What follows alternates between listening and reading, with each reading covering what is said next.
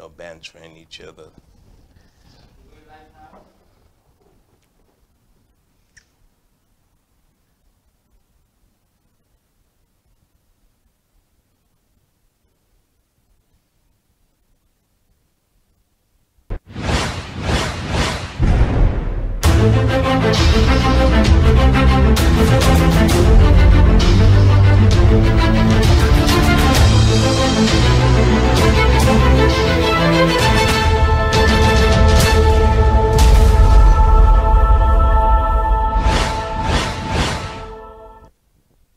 Good day, ladies and gentlemen. I want to thank you again for tuning into the Mindful Session. My name is Unisa, the host of the show, and to my right is David Sleet, a co-host, and to my left, the wonderful Vani that we all been waiting for. Hi, everybody. Before we get started, I just want to take time out to thank my wonderful surgeons, Roman Tamasabi and also Alexandra Montgomery, for taking the time to operate on me during this crisis. I want to thank the staff that were there to accommodate me during this crisis. I want to thank, we want to thank everybody. Everyone that Yes. is working on the front line and in support of the front line in this crisis. And I will take the opportunity to thank my consultant, Michael McChesney, a brilliant colorectal surgeon who did my surgery for me 2 years ago, who is the most amazing consultant I think I've ever met in my entire existence. So, even though, ladies and gentlemen, you did not witness us clapping, we just want to acknowledge you all. Well done to the NHS. Today, we want to talk about, basically, we don't want to focus on the crisis at hand because we're quite aware the fact that every station you turn to, they're talking about it, every radio station. But what we want to do is also focus on the positive side of it. It's not all the time we should focus on negativity. Now, as you're quite aware, I push forward towards positivity. And the reason why we're here today is just to give you another element, another strategy, being that you cannot go outside, how you can think within you. So you don't have to go outside to be able to evolve. You can evolve while you're at home. So shall we go? Yes, so would you like me to take it away in relation to Well, how I work and how I would people... love for you to introduce yourself. Okay, well, as a practicing therapist, I've been practicing for since 2003 in private practice in London.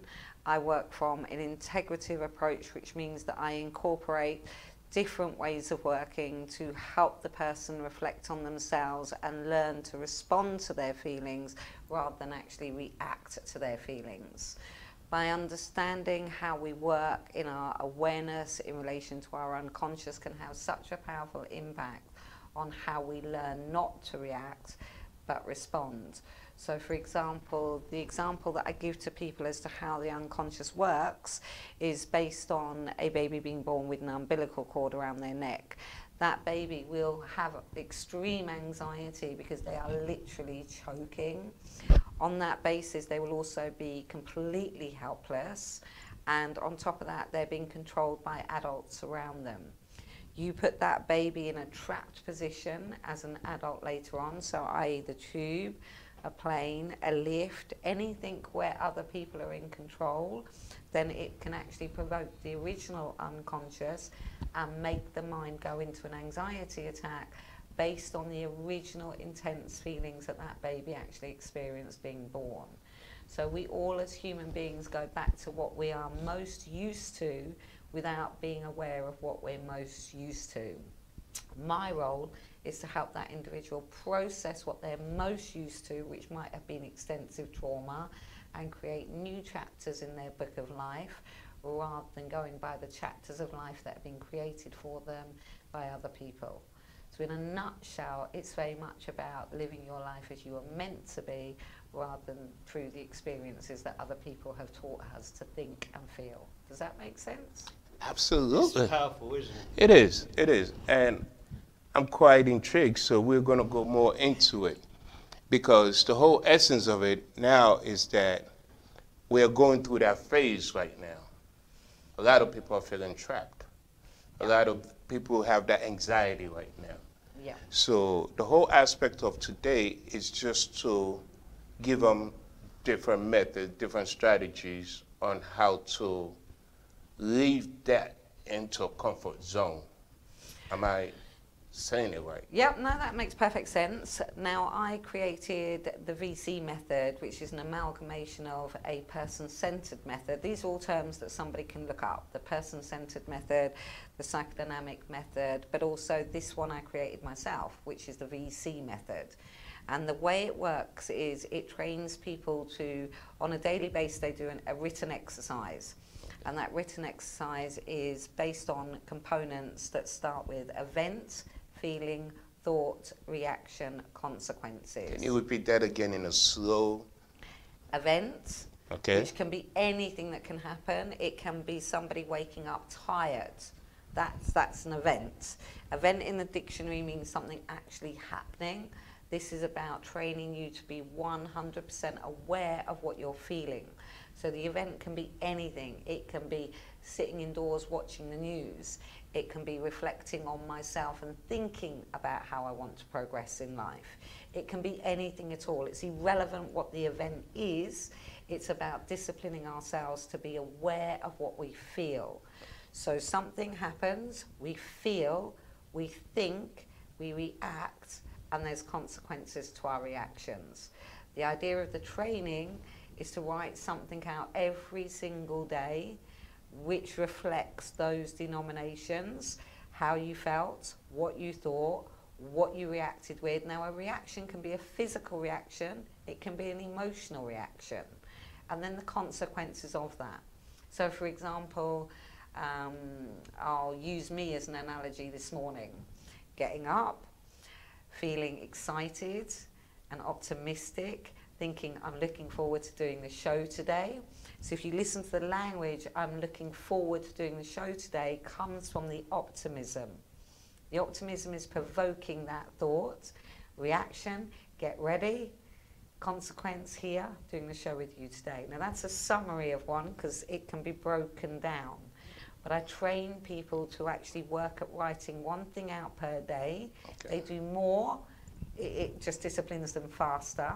But it's an organic shift in their mind to start thinking, I feel optimistic, which automatically makes me smile because my body's trained to feel optimism now in that one sentence. Right. Whereas if somebody is coming from an angle of event, stuck indoors, feeling anxious, frustrated, helpless, thinking, I don't know what to do, what's going to happen, how is this all going to play out? All those thoughts are about things we cannot control. And often anxiety is attached to future thinking about what we can't control. I don't know what to do. I don't know what's going to happen. It increases anxiety, those thought processes. By shifting our minds to say, I know I'm feeling anxious, I know I'm feeling trapped, but actually everybody's feeling the exact same feelings at the moment, and what can I do with inside myself to actually change how I feel? Now that one shift of thinking about what we can do differently will automatically reduce the anxiety. So if it's, I know I'll start painting a room. I've got some painting before this started, I'll start painting. If you look at my behaviour, it's gone straight into a smile. So rather than I feel anxious about what's going to happen, hold on a minute, I know I feel anxious. Actually, let me focus on something I can control, which is this. process what I'm feeling and thinking, and look at what I can do differently. And instantly my physical body starts to respond to a different way of thinking, hence the fact that I'm smiling at you, Unisa, because my body is going, I know, I just decided to paint my room, which automatically shifts the anxiety.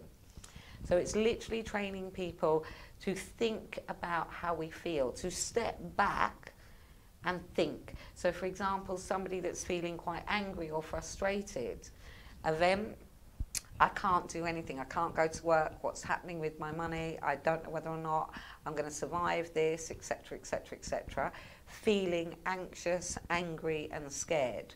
They're quite common, those two going together, because anger is a defense mechanism for fear an awful lot of the time. Right. But if you can step back and go, hold on, I know I'm feeling angry, I know I'm feeling scared, but actually there's nothing I can do about what's going on outside. I need to do something about what's going on the inside. So what can I do to make myself feel better? If that means getting on an exercise bike that you might have in the house and actually riding some of that out, you're automatically changing how you react and making it a response to your feelings rather than an instantaneous reaction to their feelings. The anger would decrease, the person would feel more comfortable, and actually allowing yourself to be proud. This is really important. I'm proud I've just managed to shift my focus from thinking about the what ifs that I can't control to actually getting on my exercise bike later and actually doing some exercise. You can see my face, it's an automatic reaction. But this is 17 years worth of training. So it's we can start tomorrow. Of course. No, why don't we start now? I think we just did. That's even better. Really but also, what we're going to do, Vani, David and I, we're going to dig into you. Okay, okay. And please, I want you to call in. The number is 0207 2742 699. Please feel free to ask Vani, David, or I any questions. Now, before you intercede into this, because I know your brain is running as well. So, I'm home. Yep. I'm not working. I don't like to write because the strategy is to write down my feelings, the process of it. Now, I don't want to write. How can I do this without having to write down these feelings, these emotions, these thoughts of mine? You can record it. If you think about the recording on your phone, most phones have a record button on them. Why not record how you're thinking and feeling? You are actually stopping suppression of feelings by actually draining those feelings out of you simply by recording. So if I press my record button, I can sit there and record. I'm feeling great to be sitting here with you today. I'm feeling happy, I'm feeling calm, and that enhances the feeling of happiness. This is a tool that is not just about fixing irrational negative thoughts. This is also a tool that helps us accept that right now it is actually normal not to feel okay. It's normal. Everybody's feeling it. Feeling this right now. It's a very rational response to a situation of complete panic, fear, anxiety, the fear of job losses, the fear of loans not being repaid, not being able to meet our bills. We can't fix those feelings right now. What we can do is make sure somebody isn't suppressing and holding on to them. So a great way of doing that is talking, getting it out of your system and venting. So even another great way of doing it is having a friend that you pick up the phone to and you put a boundary in right at the very beginning. Can I just have 10 minutes and just vent off everything that I'm thinking and feeling at the moment? And actually them doing that, and hopefully friends are good friends, they'll let you do that, and they might be willing to do it in response to you as well. That way you're not holding on to what you're feeling. So even if for 10 minutes you are literally rah, rah, rah, rah, rah, rah, rah, rah, rah, getting it all out your system, you're getting it out of your system. So it actually stops you holding on to it and containing it. And it's when we hold on to and contain it that leads to bigger problems later on. It is really important that the public know right now it is okay not to feel okay. This is managing it. So my tool helps us work with changing our thoughts and feelings and increasing our confidence in ourselves. It helps us manage negative rational feelings for the situations at hand, and it helps actually increase positivity by acknowledging the positivity that we're feeling in a moment. So it actually does three things. If you like, the fixing side of it, the shifting our thoughts and feelings, is the hardest part, because it's actually disciplining you to actually focus on change, focus on how you feel. Society has raised people to react to their thoughts, not to step back and think about how we feel. And a feeling will provoke a thought. So for somebody that doesn't want to write, actually, even if a good example is I use art therapy. So I might have a sheet of paper and say to somebody, draw how you're feeling. That can be anything. So somebody can create, if you like, chaos and confusion, can come out in scribbles, just scribbles all over the page. But it's a way of getting it out of your system. Art is a fantastic way to drain your system of unconscious thoughts and feelings that we didn't even know that we actually had. Wow. And one of the things that we talked about in our first broadcast was about structure and allowing people to try and maintain the structures that they had before the current crisis. Correct. And one of the things that amazes me about the VC method, and I'm obviously au fait with it, because we work with this quite a lot, is that now, more than ever, we have time to focus on the feeling. And it's, for a lot of people, it's the scariest part, because it's the part that we've ignored because of our cultural upbringings, our social makeup, everything else. So I suppose the question to Vonnie is, where somebody is seeing this for the first time and is kind of that change from the thought to the feeling, what would you say to them about going for it? I would say if they wanted to email into the organisation and request that particular method, that method can be sent out to them so that they've actually got that format to start working with. But it is important to recognise that I use this in an amalgamation with other theories.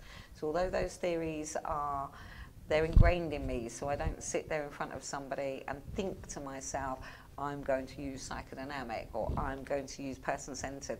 A person-centred approach is made up of three core conditions: empathy, congruence, and unconditional positive regard. My personal belief is if you aren't like that in your nature, well then to fake that to a client, they would know that. So it's about being genuinely accepting of the person in front of them or in front of me and working with them to help them understand where this stuff is arising from. So yes, it's a great method to start using, but it's just as important to understand where these things are coming from and to process that, because lots of people in childhood have gone through, if you just think of children, they are controlled by adults. They're supposed to be controlled by adults. But if there's... Well, we cannot use the terminology control. We can say guidance. Guided is a better way, because in essence they are supposed to be guided. Correct. But a child will feel controlled. So I'm coming from the child perspective rather than your terminology. So I totally appreciate we are supposed to guide, but empathy with the child, they will feel controlled. So that child, if that child feels controlled and there's a negative dynamic attached to that, will struggle with a lack of control later on. This situation, the pandemic, is causing a lack of control in an external way. We are raised to think about the things outside of ourselves, and in the therapy space we call it an outer locus of evaluation, which if you break that terminology down, we are evaluating ourselves on external people, thoughts, feelings, jobs. If you think the job is outside of us, it's a skill we use to complete the job, but a job is employment. A job provides for us.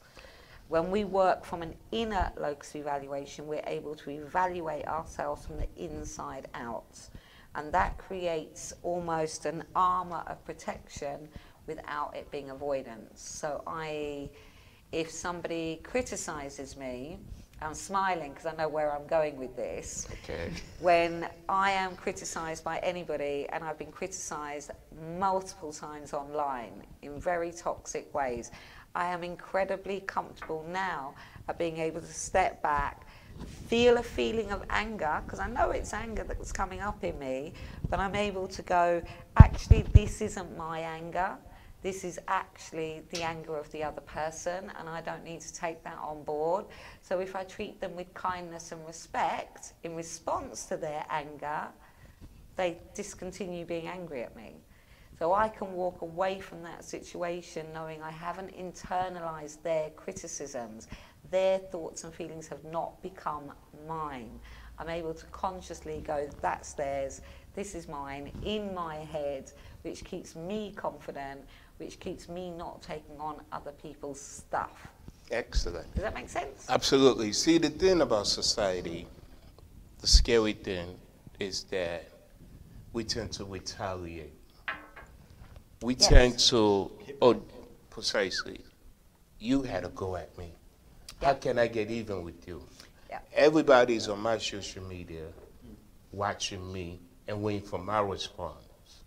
You understand? Yes. So, human nature, my thoughts, my thinking process is to say, I have to get the upper hand.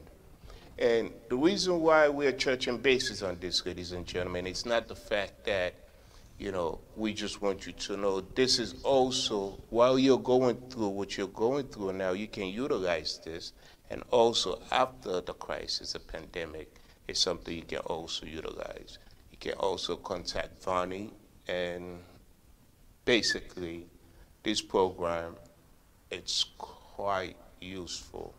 So I have sat down with David and we spoke in depth about your program, this program.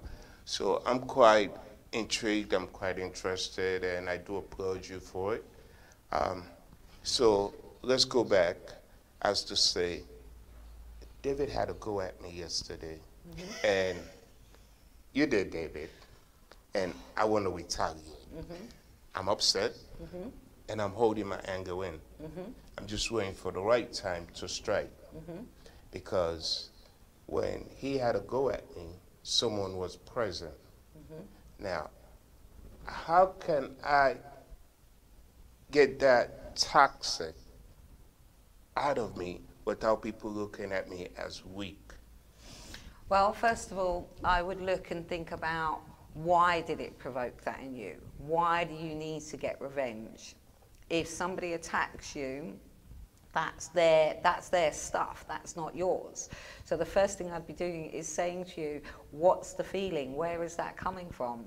Because ultimately, why do you need to pay him back? Because actually, when somebody criticizes, they're coming from a place of judgment. If they're coming from a place of judgment, why would you even listen to them if it's judgment from a critical nature? There's constructive criticism, which is fantastic to be given that, and there is criticism. And somebody that criticizes is coming from a place of low self-esteem. I'm not suggesting David is, because I don't know what the conversation was between the two of you. This is a hypothetical. It's hypothetical, it is a ladies and hypothetical. gentlemen. David and I, we never go into that.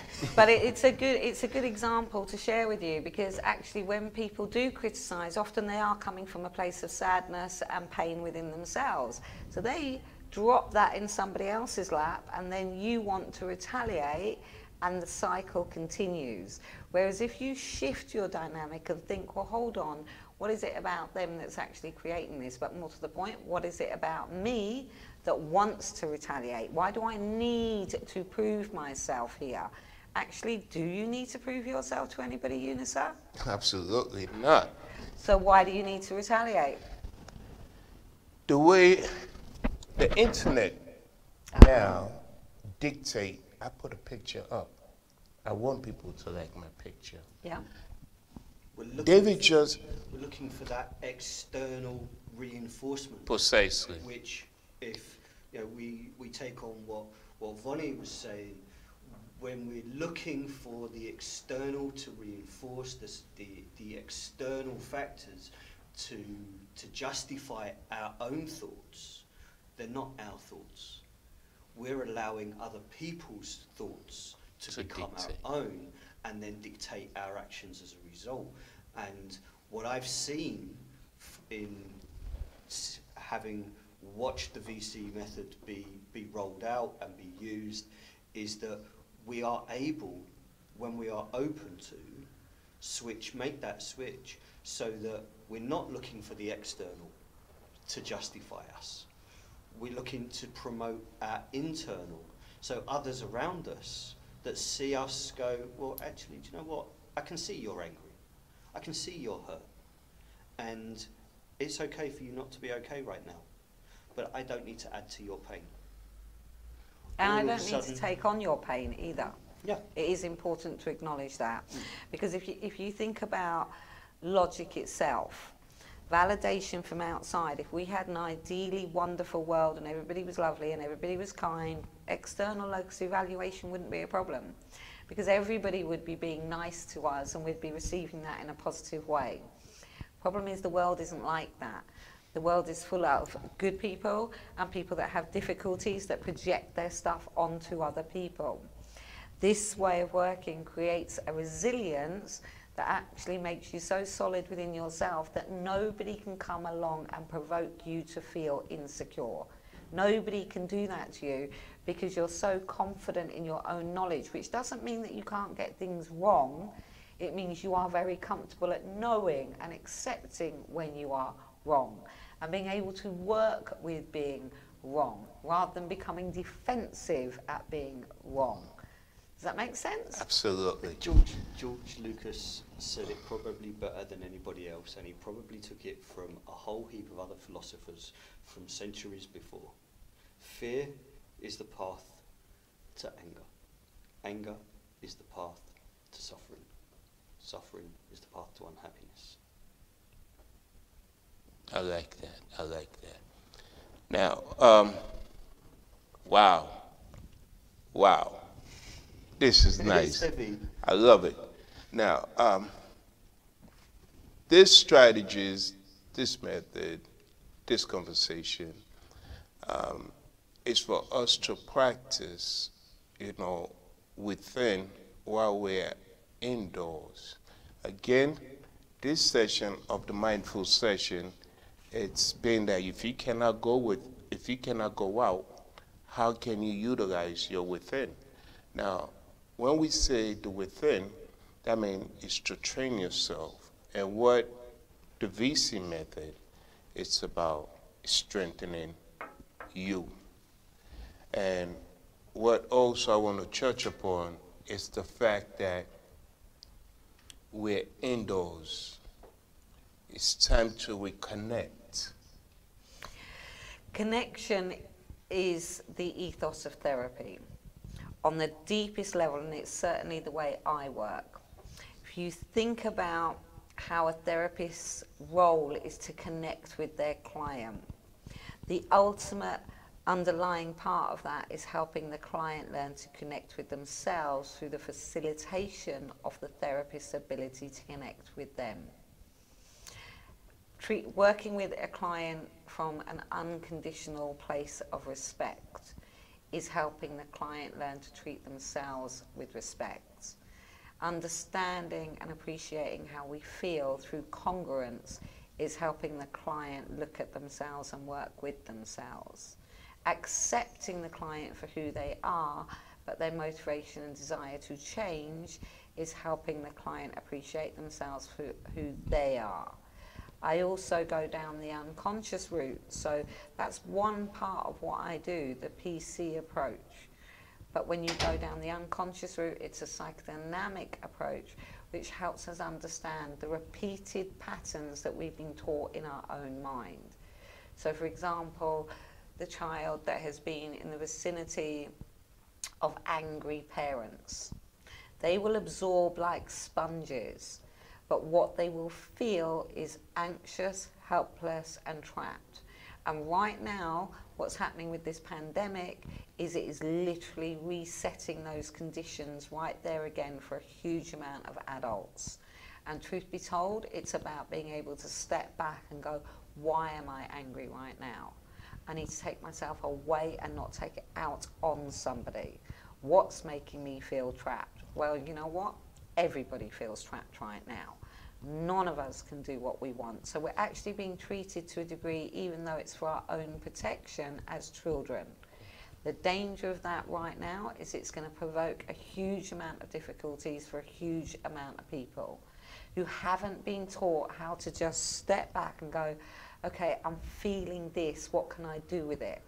The moment we step back and think, we're shifting our reactions to that feeling, because we're processing what we're feeling by thinking about what we feel rather than instantaneously reacting to that feeling. So it's training that pause, our isn't mind. it? It's almost like a pause button.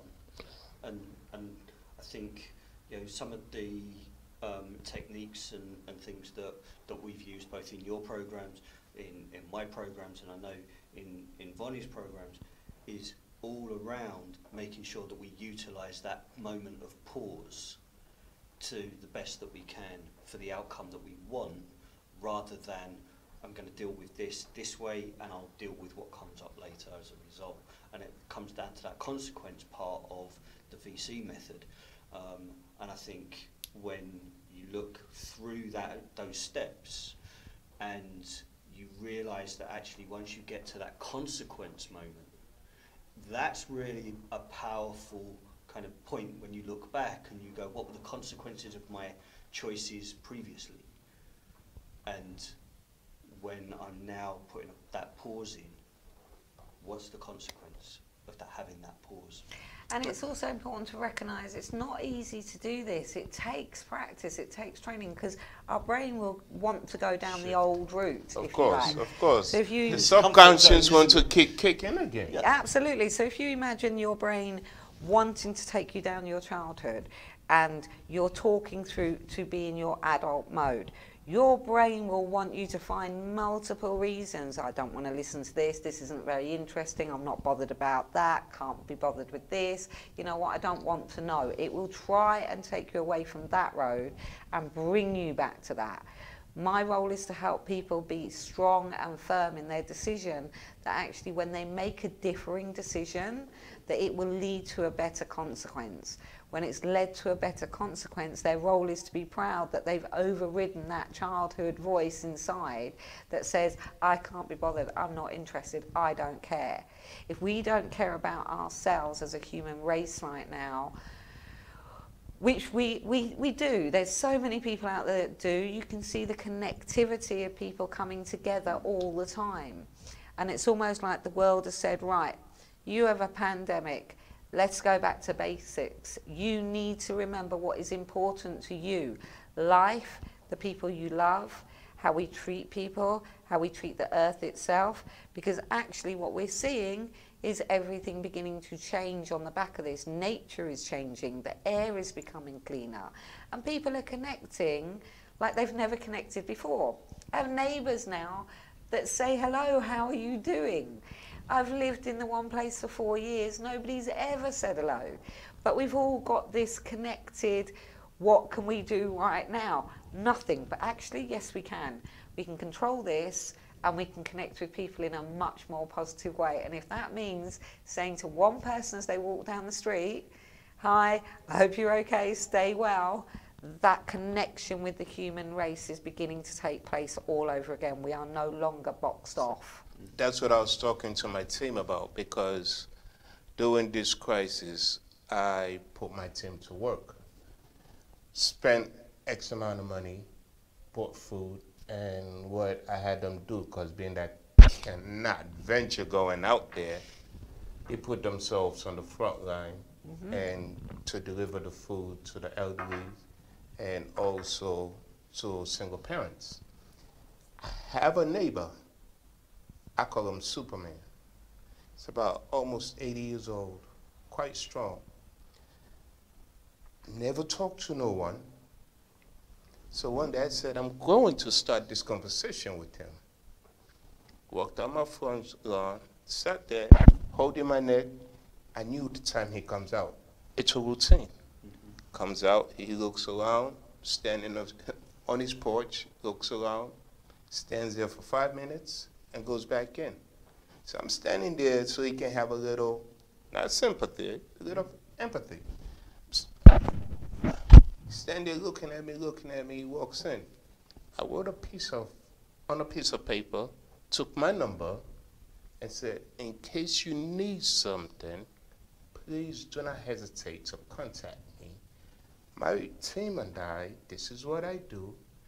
We will be more than happy to bring food to you, but we'll be more than happy to call you before we come. Put it on his door. The next day, I'm sitting watching him come into my door now, knocking. The little bit that we do during this time can make an impact onto someone else, as you stated. It can be a door opener for so many. Because you noticed him. The power of noticing somebody can be at the most profound impact on another human individual. If you think about an 80-year-old, they've probably lost a lot of people around them throughout their existence. And when you notice, just that noticing somebody is physically alive and present, it is the most, I would love to hear how he felt knowing that you noticed, you were bothered, you got proactive, you offered the hand of help. For me, I'm trying to empathize with how that might feel for him, because noticing is one of the most powerful things you can ever do for another human soul. So well done for doing that, because that's a lovely story. And truth be told, I can imagine the impact that would have on an elderly individual. That's a very powerful thing to do, Unisa. And the funny thing, he gave him my name. He said, Ulysses, you something? Well, it was just good. And he returns the favour. He did, and I think it's something that, I think Bonnie was right. The fact that we notice people is coming to bear so much more now. We've felt so isolated in our connected world before this. Now we're connecting in a way where we are actually noticing, and it's not just a connection on a social media platform. We're connecting on a level that we've never experienced in our lifetimes. When we engage with young people in our various programs, and they get the fact that they've been noticed, the change that happens, we've seen it, it's tangible, and we see the outcomes. When we look at the successes of young people that are in some horrendous situations and have had some horrific experiences, they go on to have success, and when they look back and when they recall what made the difference, one person noticed, one person saw past the horror, one person saw the potential. And I think that's where we're at the moment, is as lockdowns around the world kind of are now starting to bed in, and people have got over the novelty of it, and now they're starting to realise actually this is difficult, this is tough. And like Vonnie was saying, the control element is now outside of ours. It's the government, law enforcement. It's, in some places around the world, it's military that is maintaining that control. We have a choice to make, and it's how we respond to not being in control of that, rather than controlling the virus or controlling where we can go. We can only control how we respond to it. And the thing that I love about us three is the fact that we have programs in place. And the thing is that we as human beings tend to forget, because I get up in the morning, I get into my car, I go to my destination. I come home, I repeat the same process. many times we don't have the time to connect. But the thing about our program is that we empower the individual to be able to have that confidence within themselves to say, you know what, I can do something to make a difference. Yep. Vonnie, expand, please tell me a little bit more before we give this number out as to, let me just say, I'm stuck home. I love to use David as my, I don't want to say victim, but as my go-to guy. Okay, go on. David and I live together. David and I have been fighting for so many years. And now... Again, another hypothetical. No, another fact. Now, and how within me now, I have a fear. I'm stuck with this gentleman. Fear cannot put enough emphasis on how I feel, what he can do to me. So I have to walk on eggshells. How can I go in within me to empower myself as to say, you know what? He's just a human being like me. How can I empower myself so I can get that fear, that anxiety out of myself? You've actually just done it when you think about it. You acknowledge the fear, you thought about it, and you're working towards actually creating a consequence. Okay, so I thought about it. I'm still fearful, hypothetically, ladies and gentlemen, because David is a lovely gentleman. Thank you. I love the smile. Now, I've thought about it, but there's nothing I can do. I'm still fearful. So what strategies, what method can I put into play? Well, firstly, it really depends. I'm aware you're both male adults. Okay. So, personally speaking, if it was a client, if you came to me as a client, I'd be questioning what could you do to plan a future that if you two could not get on appropriately, that actually you went your separate ways. Okay, I do apologize. Let me reverse it. Excuse me, David. I'm a client. I'm married. Yeah. My husband verbally can be physically abusive. Now I'm stuck at home with him. I'm terrified. That's the word. I have limitations in the home. I cannot leave him because we have children together. And the children are quite observant. How can I make this somewhat of a comfort zone for me and my children during this time? You've asked me probably the most contradictory and difficult question, because right now actually it is.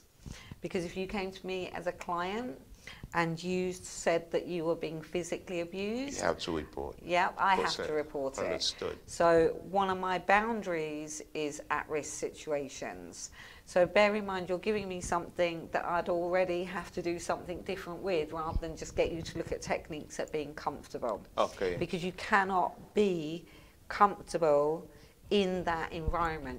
It's illogical to try and make you comfortable in that environment. It's illogical. You're in survival mode.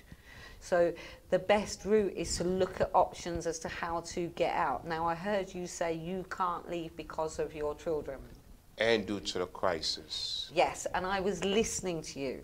But there are organisations out there that would still help you leave with your children and safely. So I can't tell you to be comfortable, and I can't train anybody to be comfortable within themselves in an abusive environment. The two, they won't work. So it's really looking at ways where you can get out of the situation so that you and your children are safe. Now, there are multiple charities out there that work with domestic violence, children, and help. And we can allocate a list of them. If people ring in and they want to know places, we can collate something for them later on so that they've got those places. Contacting 999 in an emergency, if it's a domestic violence situation, is your best and most hardest option to do, but actually it's the best one. Okay, so let's reverse it again. So I'm the male, just, and then I'm coming to you Let me just to jump help on that me. a second. 999 across the UK is the emergency services direct number for those outside of the UK. And if you are in a situation where you need to dial 999 and you cannot speak, please try and put your phone somewhere where whatever is going on in that room can be heard. Operators at the end of the phone are acutely aware of those situations. They will not try shouting down the phone if they can hear that there is something going on, and they will try and they will get support to you as quickly as possible. But please don't just ring the number and cut it off, okay? They need to know that there is something going on that requires you to get assistance. There are in certain regions, and it's important to be aware of that, the opportunity to press 55. Now this is only applying to certain regions across the UK, but if you ring 999 and you can't speak, and you just press 55, it's supposed to be automatically diverted, and it is a known number for them to know that it's a domestic violence situation. The difficulty with any situation like that is, as a therapist, it is not my role to help somebody accept those situations, because it's not helpful, it's not good for your confidence, it's not good for those children. And the best option is to work towards the options to remove yourself. I cannot collude, literally, with trying to make somebody comfortable in a really righteously uncomfortable situation. Does that make sense to you? Absolutely. Because the thing why I brought this up, I had someone come to me, but it was a gentleman in relating to being abusive, and he wanted to stop abusing his partner, and the kids were now starting to be abusive in school. So my thing was, I sat down with him and tried to find the root of his anger. You know, I approached it through that strategy, that method, and then we started working through it. Now, it's an ongoing process. Nothing you just cannot say, I'm going to untie the rope. Yep. You have to actually understand the person and let the person walk through it. So my only thing is that, ladies and gentlemen, I know we were supposed to be talking about working within. This is also a part of it, but the numbers is 0207 27 42699. Is that it? Yes. Thank you. So also, I want to also give Vani some time to also, before we end the show, to, put her website, give out her website. Yes, David. I think some of the things that we've covered have done exactly what we set out to do. The places in which people are now experiencing life are very different.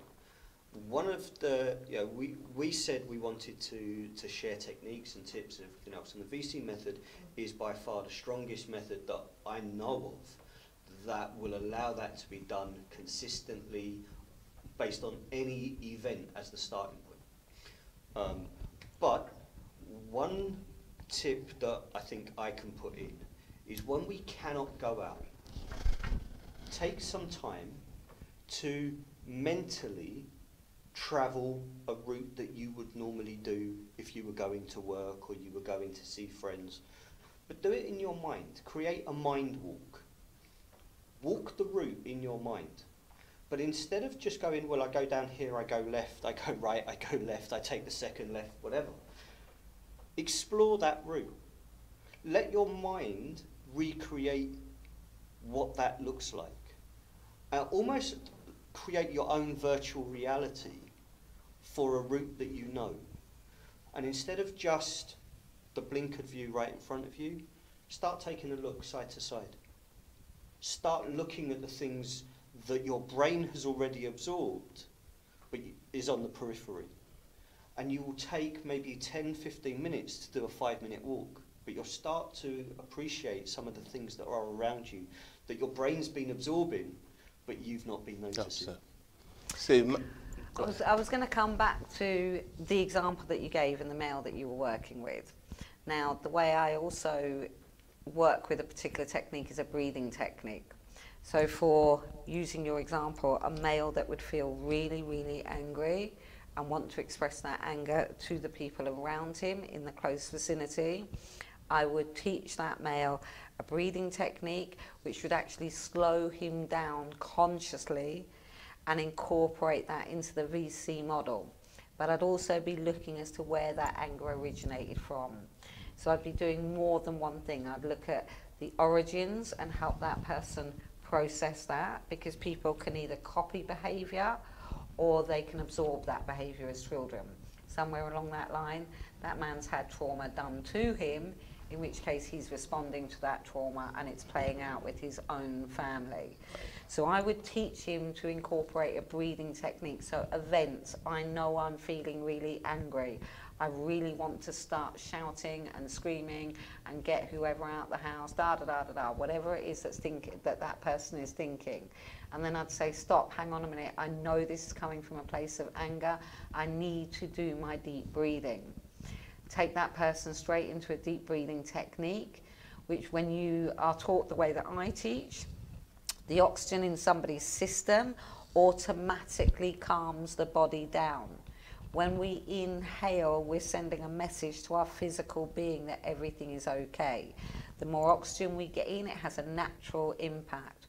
When we're focused on counting and breathing, it diversifies our mind all the way from that anger onto the focus of breathing and calming down. So there's been a shift which will reduce the anger automatically. On the back of that, okay, I've calmed down, I need to take myself away from the situation, I need to think about where this is usually arising from. The most common feeling of anger, from my experience, comes from feeling ignored or dismissed. It's the most common reasons why we feel angry. We feel undervalued. And that often taps into a child's experience of not being heard or understood. So as the adult, it's a very quick one to go, you ignored me, I feel dismissed. But they don't think that. They just think, how dare she wouldn't listen, or how dare this, or how dare that, or whatever it is that they're thinking, or I'll teach her to listen to me. I'll make her do what I need her to do. So all those thoughts are actually increasing the anger. Reversing it and going, hang on a minute, I need to think about where this is coming from, take myself out of here and do my deep breathing. I need to calm down. So it teaches a stopgap in the brain. It's one of the best ways of working with any form of domestic violence. But obviously, we don't need somebody being on the end of domestic violence. So they have to be the priority. Right. Because the children will copy that behaviour or be terrified. And no child on this planet deserves to be terrified of a parent. Absolutely. No. Absolutely. It just leads to a new client in front of me 20 years down the line. Sad to say. I just want to again touch bases on the fact that, you know, because we are at home, we cannot control ourselves because we are unable to do a lot of things. As Vonnie stated, the VC method, David supports that method, I support that method. I support my psychological program as well. So we are always out here trying to help.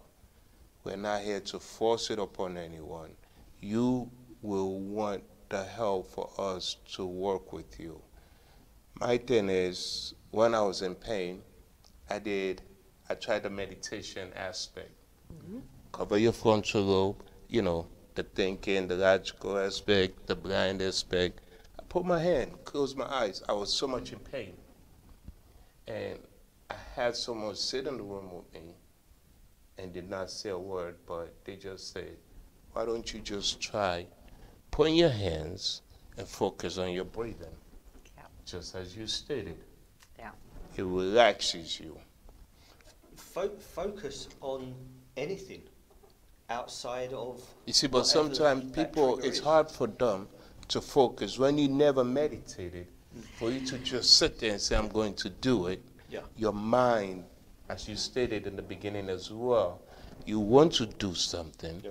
but your mind is like, no, wait a minute, let's go this way. It's and a you and I discipline. spoke about Yeah, that as well. it's a real discipline and And practice. it does take time, doesn't it? You don't get here overnight. I mean, I remember in waking up in the intensive care unit in April 2018, and half my colon had been removed. I'm smiling when I think about this because I know it sounds horrific, but actually you'll understand the smile when I tell you.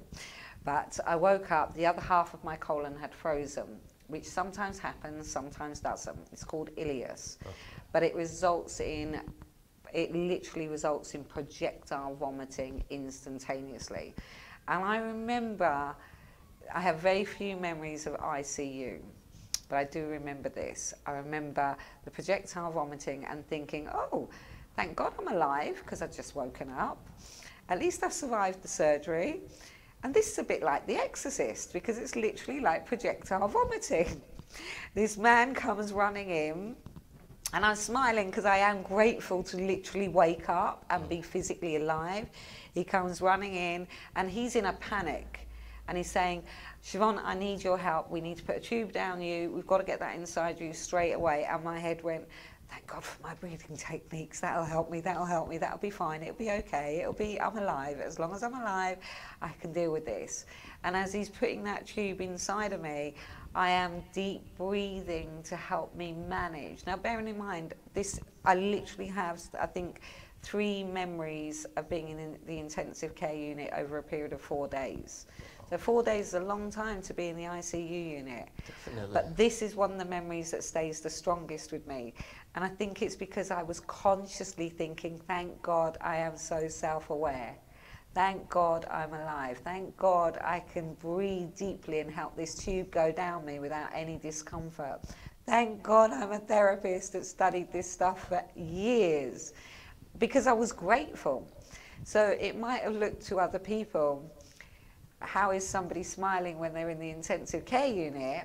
I was smiling because I was so grateful to have the capacity to go inside myself and know that I could manage whatever was coming because I'd woken up from that surgery. And when you wake up from that surgery, everything else is a breeze. That's how it feels. You feel a little bit invincible, but you know that you've got that equipment in your mind to be able to work with yourself in the best way. It's the best example I can give you of the profoundness of being aware and utilising our thoughts and our feelings in the most positive way. It's powerful. It is powerful. It is Power powerful. of the mind. I mean, we've heard it over and over again. The human brain is the most powerful computer on the planet. And that there are it. 7 billion of them on this this planet. earth. We really do have an amazing opportunity I to remember, tap into that power. I remember as well, Vani and I, like, wow. She was going through hers and she came out of it, thank God for that. I had this tube, because I recorded my whole surgery, which indeed they told me we cannot do. Oh, Unisa's going to get it recorded.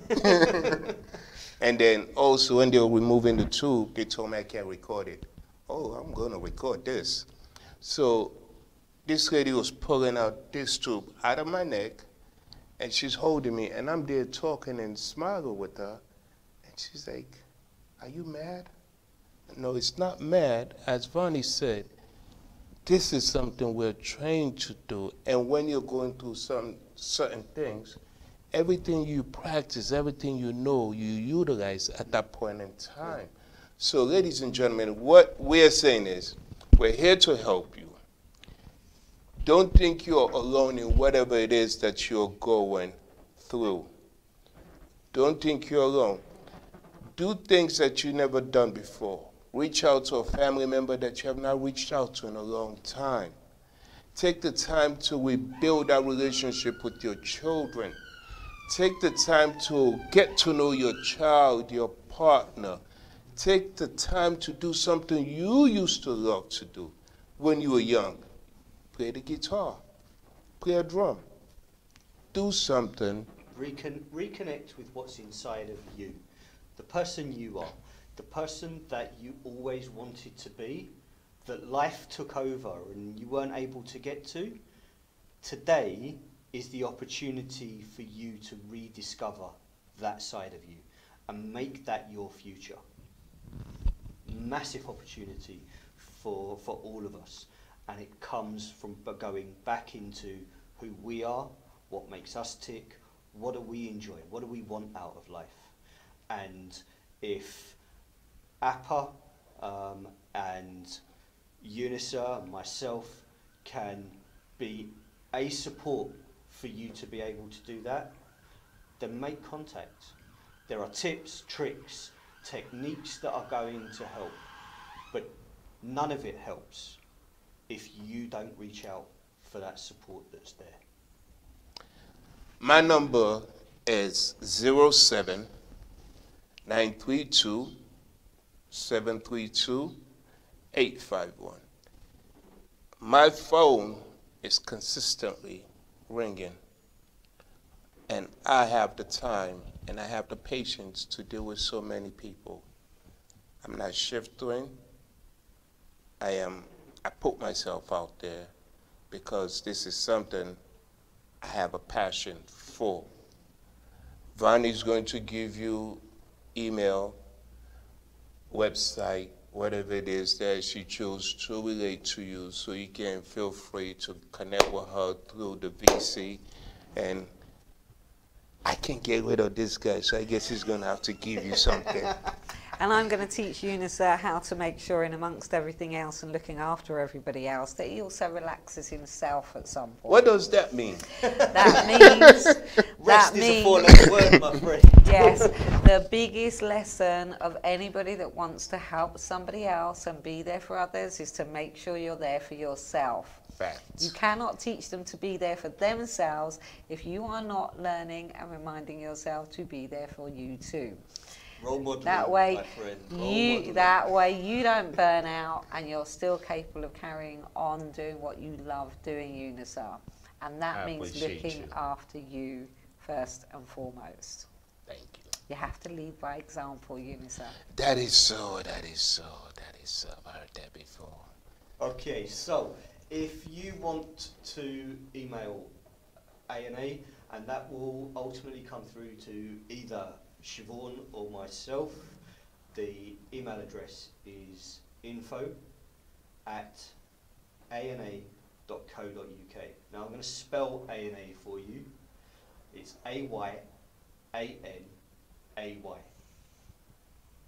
Can you spell that again? Again? Yes, please. It's A-Y-A-N-A-Y. And if you want to email us, it will ultimately come through to either Siobhan or myself, and we'll be able to respond to those requests. The landline number is also 0208 556 4984, and the website address is www.ayanay.co.uk. You are more than welcome to get in touch with us and discuss anything that you've seen that we've discussed today. It is the clients that I've worked with in 18 years.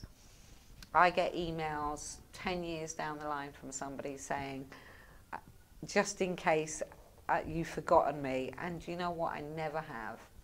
I never forget the people that I work with, and they inform me of what their life is like in the present, what they've achieved, and they always thank me for my work with them, and I always give it back to them and say, without us being able to work together, we would never have achieved what you've managed to achieve for you. So you deserve to be proud of your work, because any therapist can be the best therapist on the planet, but without the connection with their client, they're useless.